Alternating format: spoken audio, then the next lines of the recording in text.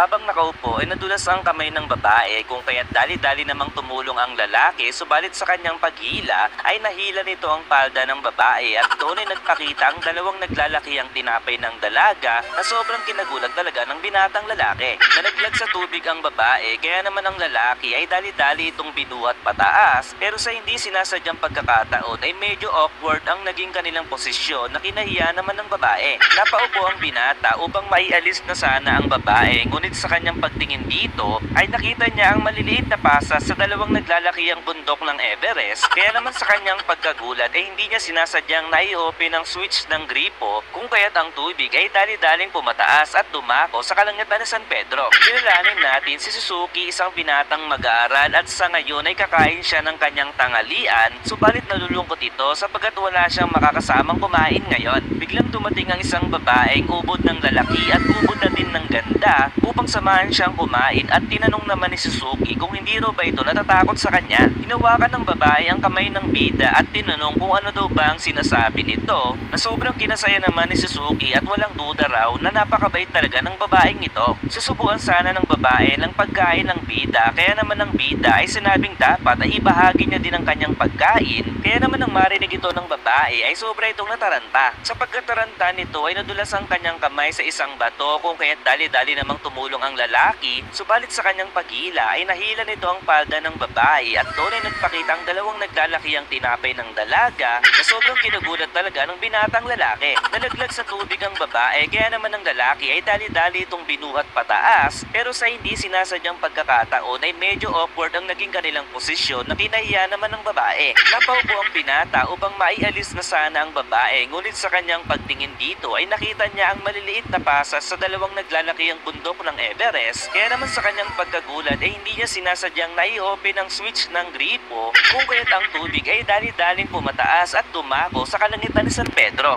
Sobrang humihingi ng tawad ang bida sa nangyari dahil hindi niya daw ito sinasadya, kaya naman bilang kapalit ay malaya daw nitong gamitin ang kanyang sweater dahil hindi naman daw ito nabasa kanina. Habang nagpapalit ang guro ay pinag-uusapan nila ang tungkol kay Suzuki at maya-maya lamang ay may isang bagay ang nahulog sa sweater nito at yun pala ang commuter bus ng bida. Kaya naman nagmadali ang babae na ibalik ito kay Suzuki, ngunit nang babalik na siya sa paaralan ay naipit siya ng maraming tao kung kaya't sa huli ay nagkasama sila ni Suzuki sa loob ng sasakyan. Hindi alam ni Suzuki ang kanyang sasabihin sa babae at biglang naramdaman ng babae na naipit pala ang kanyang damit sa pinto ng tren at nang babalakin niya itong tanggalin ay biglang lumigaw ang tren at napasandal siya kay Suzuki. Naramdaman ni Suzuki ang lambot na tinataglay ng babae at napatanong kung nasaan na raw ang bra nito. Sagot naman ng kanyang guro ay sa kanyang pagmamadali ay hindi niya na naalala pang isuot ang kanyang pangsalo ng bundok. Kaya naman binuksan ni Suzuki ang kanyang jacket upang matakpan ng paligid para na din maisara ng kanyang guro ang kanyang damit, subalit biglang nanghina ang tuhod ni Suzuki dahil kulang ito sa balot at silang dalawa ay napasandal sa pinto. Naipit ang dalawang naglalakihang bundok ng Everest sa malinaw na pinto, kaya naman dahil hindi mabigyan ng espasyo ni Suzuki ang babae ay siya na mismo ang nagbutones ng damit nito na kinagulat talaga ng babae. Habang nagbubutones sa hindi inaasahang pagkakataon ay namali siya ng hawak at inakalang ang dalawang namubulang mga pasas ay kasama sa mga butones. Malapit nang huminto ang tren at nagtataka na ang bida kung bakit hindi niya mailak ang dalawang butones na ito, at sa isip naman ng babae ay hindi naman daw butones ang hawak-hawak ni Suzuki at kalaunan ay hindi na nakayanan ng kanyang guro ang matinding sensation. Pagkababa nila ay sobrang humingi ng tawad ang bida sa nangyari at wika naman ng babae ay okay lamang daw yun at maya-maya lamang ay nahimatay ang babae na kinataranta naman ng bida. So halina't subaybayan ang sobrang nakakatuwang anime na ito na sa tuwing nagugulat ang mga mag-aaral